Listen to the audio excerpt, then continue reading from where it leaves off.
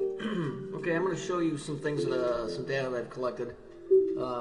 As I told you before, a lot of times the system will reveal itself, and I'm catching more and more of this stuff. If we look at this picture, what I'm going to try and do is show you kind of what went down on 9/11. It kind of goes along with what I've been trying to show you, dealing with time and space. You look at this picture, it's interesting that this picture's set up to see the whole panoramic view. You got the towers, you got the bay. But the interesting thing is, if you look at the right side of the picture, see how it's darker blue than the left side? That's really interesting. I don't know of any kind of camera that does this. This looks like it's the same frame that somebody split in half.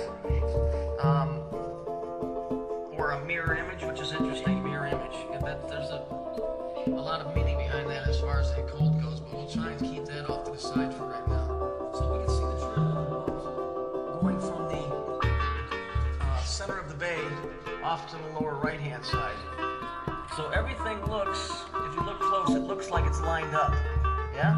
But there's a very, very interesting thing in here, which caught my mind. Now, this was just one clip in a video, and I'm real good at catching stuff. So let's take a look at the one thing that really caught my eye, and hopefully it'll make an impression on you as well.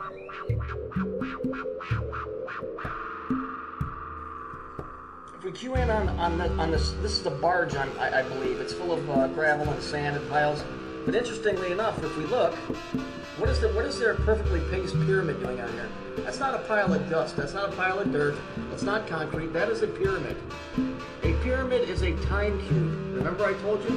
If you look at a pyramid from the top, it makes an X box. That's what the pyramids are. They are time cubes.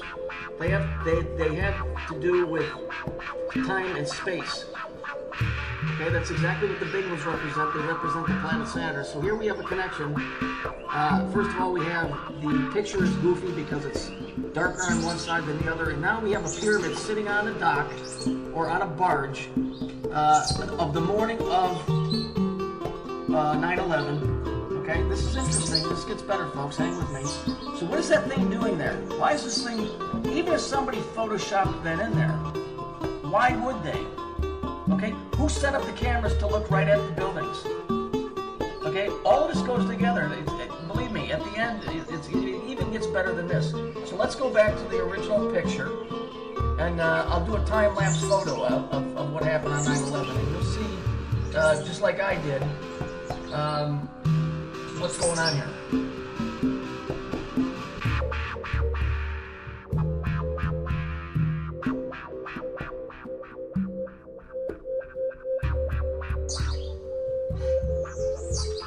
Now I want you to make sure that you keep your eyes on the pyramid. You see it? It's on the dock in front of you, lower left-hand corner. You see that pyramid? Keep your eyes on it, and I'll do it. I'm going to go ahead and do the time photo lapse here. You'll see the towers. They get hit. They come down. They turns into nighttime. But something very interesting happens. Okay? So let's watch that.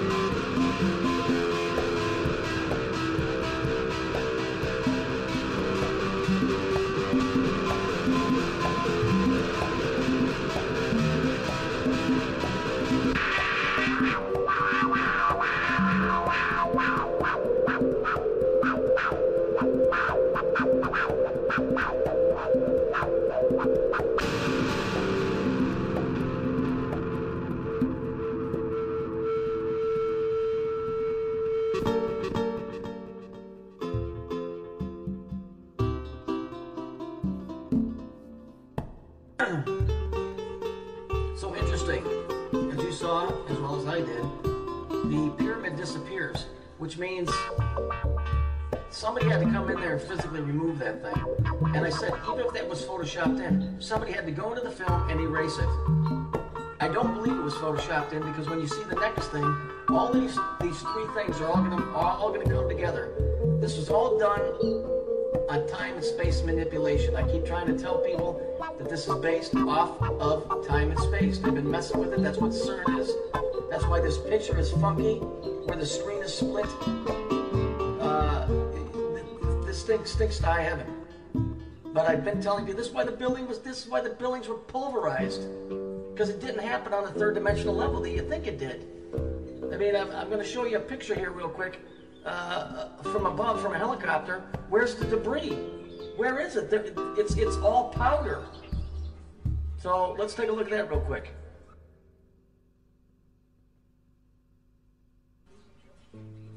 Here, this is from an aircraft, probably a helicopter. Look at it. Obviously, this couldn't be in the cleanup stage. Look at how much smoke there is, how much debris is in the air. So this fuzz from the day, 1745. This is 5:45 in the afternoon. Okay. Look at it. Where's the stuff at? These are buildings, huge buildings. Where's the debris? It's pulverized because this is the same technology they used in the story about the walls of Jericho. Like I told them to walk around the floor 7 times. It's because it was done on sound and space and time manipulation.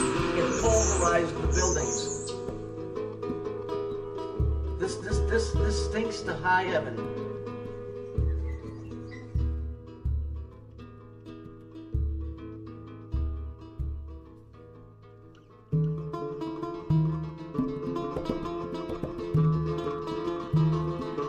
This is interesting. This is from the same video that whoever made it.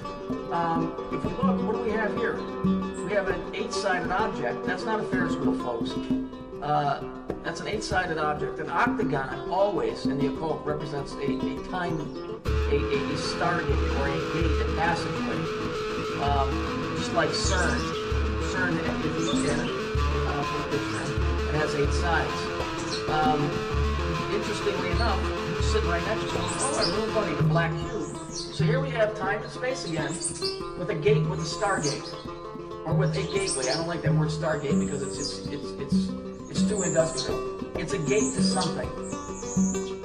All I know is third-dimensional evidence does not add up to third-dimensional destruction. Planes don't disappear. Bodies aren't found. Steel is reduced to nothing. The concrete is completely dust. You know, if you really still think that this was done in a third dimension, well, then you believe everything the government tells you. This was done with very high physics.